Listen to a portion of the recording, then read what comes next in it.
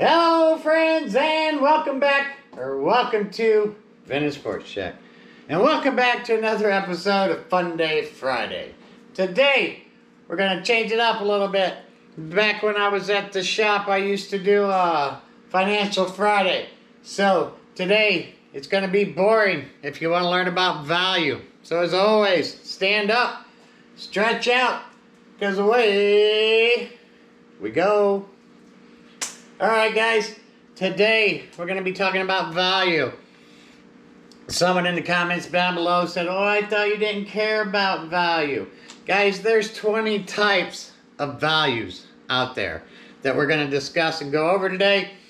But first, contest. May contest. Don't forget 1B to 300B for the May box 87 Dunruss. Pushing 1850 something subscribers. Let's get to 2,000. I'll give away that box of 91 Stadium Club football. And I'm doing this till Monday because I'm doing a Don't Be Stupid about me signing cards. So 1A to 50A if you want the Adley, comment down below. That's still going on until Monday. But to today's topic, I wanted to talk about value. The gentleman said, oh, I thought value didn't matter to you. Guys, there are 20 types of value. I wanted to go over them real quick. Commercial value, cultural value, this is a sports card. Collector value. These values encompass those that society expects the individual for the proper function, such as justice, consideration, and solidarity. That's a collective value. That's what we have. There's accountability value, authenticity value. That would be like the guys that would be part of the hobby. Authenticity value, ISA or JSA, whoever does the search on jerseys and things of that nature. That's authenticity value. We put value into them authenticating that. We trust them. Efficiency value, experience value, honesty value. That comes in with the grading. We need their honesty to have value for grading. Stewardship value, aesthetic value, altruism value, communication value, economics value, family values, which a lot of us need, interpersonal values, psychological value, compassion value, assess value. Assess value is what they go with your home. When they put the mills, they assess your house and times it by the mills, they come up with their tax rate.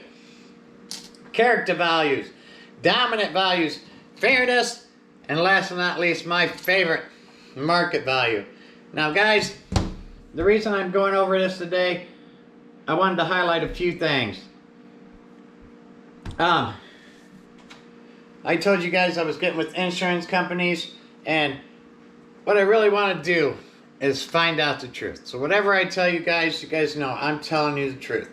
My continuing education for my appraisal is I renew my license June 30th. And I have to take continuing ed. Now I've been hooked up with these insurance companies trying to get some work and things of that nature, and I got to do some training, and I want to let you guys know that I discussed to you about, in court, that I'm trying to find it here. In court, if you go to court, that you'll need an expert witness. One of the classes I am taking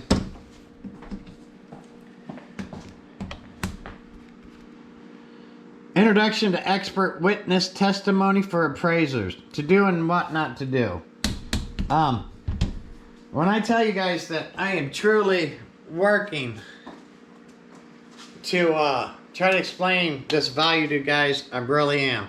I want you guys to know that when it comes to your sports cards, you really only have one value. It's the cost. When you go to court, this is what I would say. The value of a sports card is what it cost. Times, see, and this is one thing that you have to find out with PSA.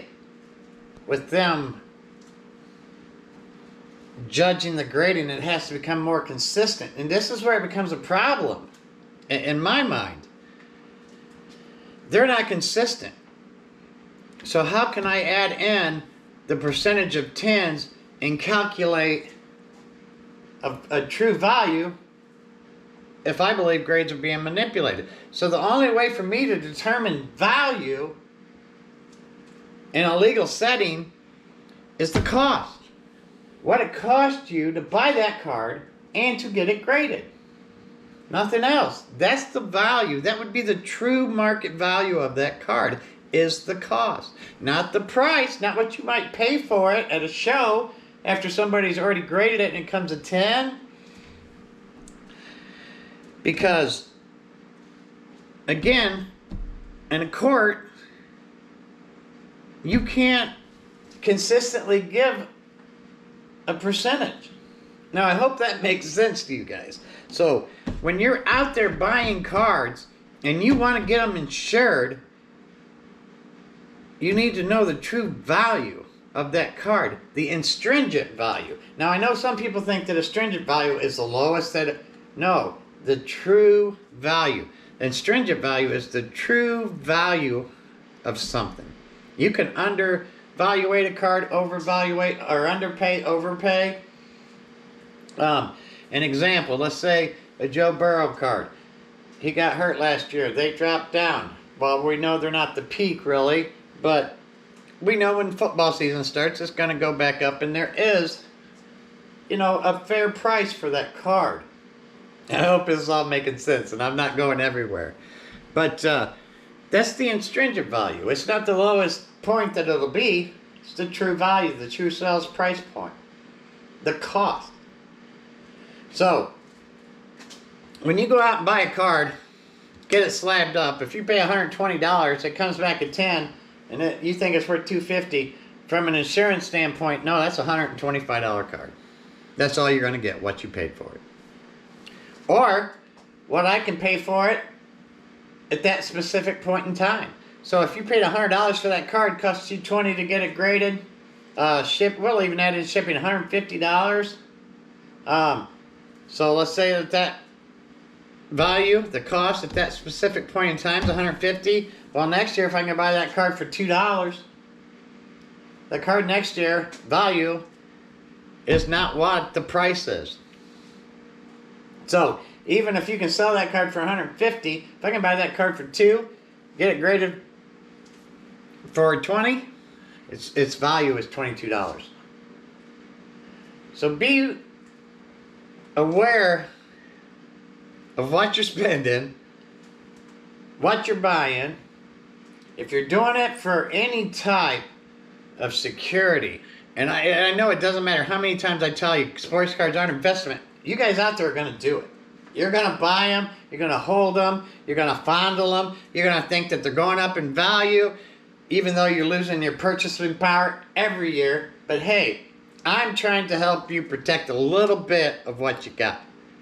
Know the true value. Don't overpay for your insurance. Know if you go to court that you're not going to get your $1 million that you're paying insurance on. You're probably going to get 20 cents on the dollar because it's going to go by cost. Not your perceived value, not one of the other 20 values that I just spouted off. So think about it, guys. Be smart about what you're buying if you're doing it for any type of savings, any type of store of value, any type of anything, guys. Know when you go pay insurance, don't be fluffed up, don't overpay for your insurance. Know what it's truly worth. Find out. One thing I did want to let you know. If you're looking for someone, I can only do state of Indiana. If you're looking for someone, look up on your state government page. You'll be able to look up certified appraisers, certified auctioneers. Just not an auctioneer. You have to find an auctioneer that's licensed. Find people on your state that are licensed to certify values and cost and price, and get your collections looked at. Pepino Man made a comment down below and said, "Didn't that be a daunting task?" Well, yeah. But when I figured out, I'm going to charge $3,000 at minimum to appraise and evaluate a collection. but also it's important. And I'm going to try to take you guys on the journey and show you, and hopefully we can all pick this up together, at least the people that watch me and trust me, and so learn something here for free maybe. So, as always guys, I hope that helps. I hope it made sense. I'm going to go back through and watch it and see if I sound a little crazy, but if I do, hell, we don't care. But as always guys, comment down below. Tell me what you think. Peace. Have a super great day. Have a great weekend. And why do you really come here? That's right.